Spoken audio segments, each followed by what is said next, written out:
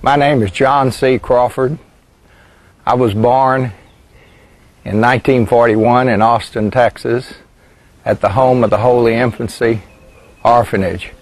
I was very blessed to be adopted by a wonderful Christian couple who taught me love of God, love of family, love of country,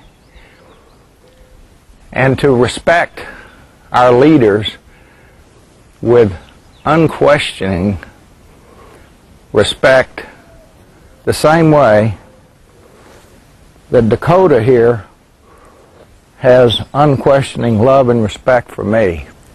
At 12 years of age, I went to work for the company my father worked for. I was making 25 cents an hour, and I was extremely proud of that. I got a Social Security card and began paying into the system. I'm sure there are millions of seniors with similar life stories to mine. Mine is not unique.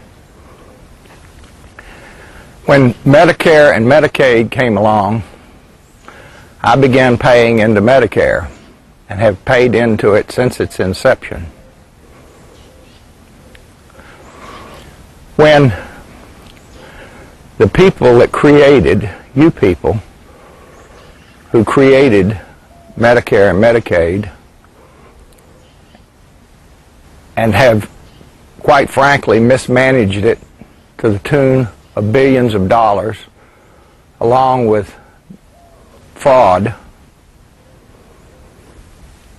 you come to us now and tell us you want to take over our entire health care, make every decision for us, get in between us and our physician in the most private and personal of issues.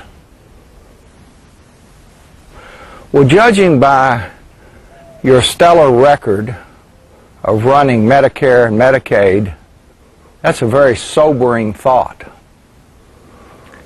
And then you hold town hall meetings, and when we seniors come to question death counseling and your involvement in our financial affairs, you begin calling us names. Nazi, KKK, mobs. I wondered at the time if you ever call the Taliban or Al-Qaeda those kind of names, or if you just save them for seniors who put you in office and pay for your salaries and your perks. You come to us and tell us there are 40 million people who don't have health insurance and imply they don't get medical care in this country. Since the 60s, there's been a law that anyone, legal or illegal, who comes to a hospital, hurt or sick, gets treatment. And we taxpayers pay for it at the local, state, and federal level. So it's disingenuous, and it's a torture of the truth and a twisting of the truth, as is done throughout this bill, to imply that these people don't now have health insurance. They may not have a piece of paper that says insurance policy, but they sure have health insurance, and we, the people, the taxpayers, pay for it. I represent no group. I represent no political party. My wife and I are paying for this out of our own funds. No one has given us a penny. You come before us with a so-called health care bill that gives us death counseling in lieu of heart bypasses, that gives us death counseling in lieu of cancer treatments, that gives we seniors death counseling in lieu of hip replacements, that gives us death counseling in lieu of knee replacements. Shame on you. Shame on you. This bill is unpatriotic and it's un-American. I want to remind you that you do not work for the AARP. You do not work for the ACLU. You do not work for the NEA. You do not work for Greenpeace.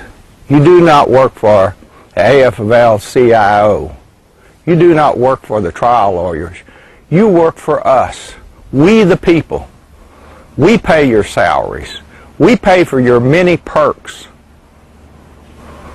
And as such, we have a responsibility as well as a First Amendment right to speak to you about our concerns when we see a bill that purports to take our liberties and our freedom of choice away and treat us like old world European serfs in a socialistic system.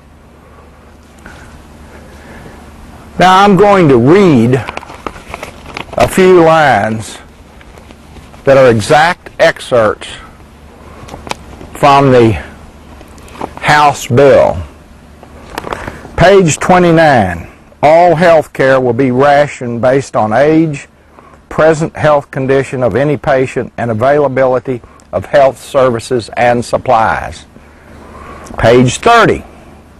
A government committee will decide what treatment or benefits will be made available under health care that will be provided. It will be illegal to provide any medical benefits to anyone that haven't been pre-approved by the committee. Page 179. Any non-resident alien is exempt from individual health care taxes.